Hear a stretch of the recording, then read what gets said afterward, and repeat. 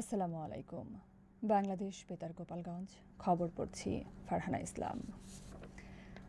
নড়াইলে গণমানুষের বিভিন্ন সমস্যা নিয়ে গতকাল জেলা প্রশাসকের সম্মেলন কক্ষে এক গণশুনানি অনুষ্ঠিত হয়েছে।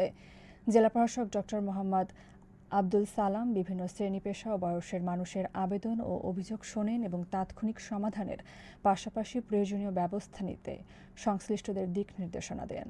এ সময় অতিরিক্ত জেলা প্রশাসক সার্বিক লিঙ্কন বিশ্বাস, জেলা সমাজসেবা কার্যালয়ের উপপরিচালক মোহাম্মদ সাফায়েত হোসেন তালুকদার সহ অন্যান্য কর্মকর্তারা উপস্থিত ছিলেন। নড়াইলে সমাজসেবা দপ্তরের উদ্যোগে গুরুতর রোগে আক্রান্তদের এককালীন অনুদান বিষয়ে জেলা কমিটির সভা অনুষ্ঠিত হয়েছে। সভায় জানানো হয়, ক্যান্সার, কিডনি, লিভার সিরোসিস, স্ট্রোকজনিত প্যারালাইসিস, জন্মগত হৃদরোগ ও থ্যালাসেমিয়ায় আক্রান্ত ৫৩ জনকে অনুদানের আওতায় আনা হয়েছে। প্রতিজনকে ৫০,০০০ টাকা করে মোট ২৬,৫০,০০০ টাকা প্রদান করা হবে।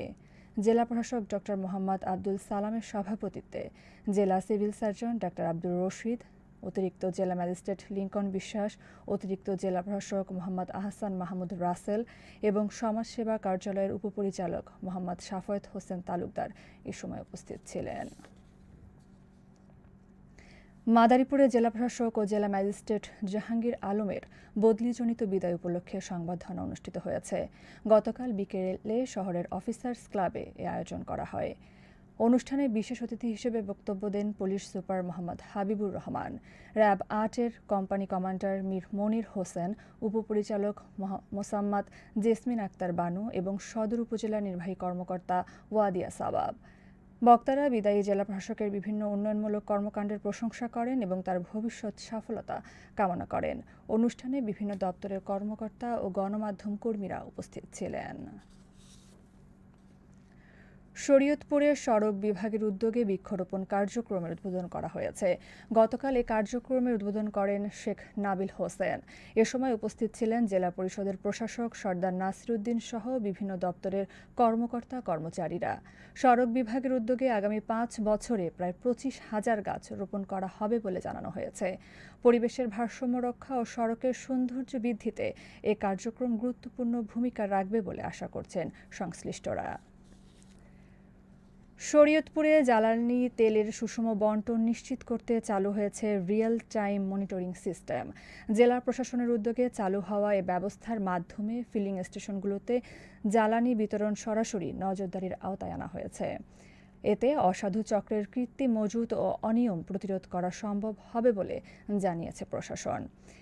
নতুন এই সিস্টেমে গ্রাহকদের কোনো অ্যাপ ডাউনলোড অথবা লিঙ্কে ক্লিক করার প্রয়োজন নেই। তেল নেওয়ার সময় গাড়ির রেজিস্ট্রেশন নম্বর, জ্বালানির ধরন ও পরিমাণ এন্ট্রির মাধ্যমেই একই যানবাহনের একাধিকবার তেল নেওয়ার তথ্য সহজেই শনাক্ত করা যাবে। জেলা প্রশাসন আরও জানিয়েছে, স্বচ্ছতা নিশ্চিত করা এবং ভোক্তাদের স্বার্থ রক্ষায় এ কার্যক্রম গুরুত্বপূর্ণ ভূমিকা রাখবে। মাদারীপুরে হাম রোগীর সংখ্যা ক্রমেই বাড়ছে। জেলায় এ পর্যন্ত ১৪ জনকে আক্রান্ত হয়েছেন। বর্তমানে সদর হাসপাতালে ১২ জন চিকিৎসাধীন রয়েছেন। এর মধ্যে একজন সুস্থ হয়ে বাড়ি ফিরেছেন। সম্প্রতি আক্রান্ত এক শিশুর মৃত্যু উদ্বেগ তৈরি করেছে। আরএমও ডাক্তার অখিল সরকার জানান, সর্বোচ্চ চেষ্টা করেও তাকে বাঁচানো যায়নি। এদিকে শিশু বিশেষজ্ঞ ডাক্তার জহিরুল ইসলাম ফিরোজ বলেন, আতঙ্ক নয়, সতর্কতা জরুরি। হাসপাতাল কর্তৃপক্ষ আলাদা ওয়ার্ড চালু করেছে এবং দ্রুত চিকিৎসা নেওয়ার পরামর্শ দিচ্ছে। গোপালগঞ্জের কাশিয়ানীতে নারীকে ধর্ষণের অভিযোগে এক রেস্টুরেন্ট কর্মচারীকে গ্রেফতার করেছে পুলিশ। গতকাল উপজেলার গোপালপুর এলাকার কুটুমবাড়ি হোটেল অ্যান্ড রেস্টুরেন্ট থেকে রাকিব মোল্লা নামে ওই কর্মচারীকে আটক করা হয়। পুলিশ জানায়, ভুক্তভোগী ৩ সন্তানের জননীর অভিযোগের ভিত্তিতে অভিযান চালিয়ে অভিযুক্তকে গ্রেফতার করা হয়। তবে মামলার আরেক আসামি রেস্টুরেন্টের মালিক পলাতক রয়েছেন। কাশিয়ানী থানার ভারপ্রাপ্ত কর্মকর্তা জানান, গ্রেফতারকৃতকে আদালতের মাধ্যমে জেল হাজতে পাঠানো হয়েছে এবং ভুক্তভোগীকে স্বাস্থ্য পরীক্ষার জন্য মেডিকেলে পাঠানো হয়েছে। এ ঘটনায় পরবর্তী আইনগত ব্যবস্থা প্রক্রিয়াধীন রয়েছে। ফরিদপুরে অবৈধভাবে পেট্রোল মজুত ও অতিরিক্ত মূল্যে বিক্রির অভিযোগে এক ব্যবসায়ীকে জরিমানা করেছে জেলা প্রশাসন। গতকাল সদর উপজেলার গেরদা ইউনিয়নের খালেক চেয়ারম্যান বাজার এলাকায় এই অভিযান পরিচালনা করা হয়। এক্সিকিউটিভ ম্যাজিস্ট্রেট দীপ্ত চক্রবর্তীর নেতৃত্বে পরিচালিত অভিযানে মোহাম্মদ রাশেদ মোল্লার দোকান ও গোডাউনে তল্লাশি চালিয়ে 245 লিটার পেট্রোলের অবৈধ মজুত ও অতিরিক্ত দামে বিক্রির প্রমাণ পাওয়া যায়। এই অপরাধে ভোক্তা অধিকার সংরক্ষণ আইনে তাকে 20,000 টাকা জরিমানা করা হয়।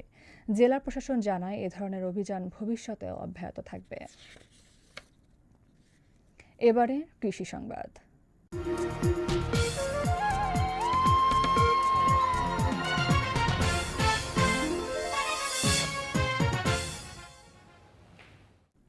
মাদারীপুরে চলতি মৌসুমে পেঁয়াজের বাম্পার ফলনে কৃষিতে নতুন সম্ভাবনা দেখা দিয়েছে। নির্ধারিত লক্ষ্যমাত্রার চেয়ে বেশি জমিতে আবাদ হওয়ায় উৎপাদন বেড়েছে। জেলা কৃষি কর্মকর্তা মাহবুবুর রহমান জানান, লক্ষ্যমাত্রা 4,050 হেক্টর ছাড়িয়ে আবাদ হয়েছে 4,262 হেক্টরে। কালকিনি, ডাসার ও শিবচরে ফলন ভালো হয়, কৃষকেরা লাভের আশায় রয়েছেন। পেঁয়াজ বীজ উৎপাদনও বেড়েছে উল্লেখযোগ্যভাবে। উপপরিচালক ডক্টর রহিমা খাতুন বলেন, আধুনিক পদ্ধতি ও সরকারি সহায়তায় উৎপাদন ও মান দুটোই বেড়েছে। সবশেষে আবহাওয়া।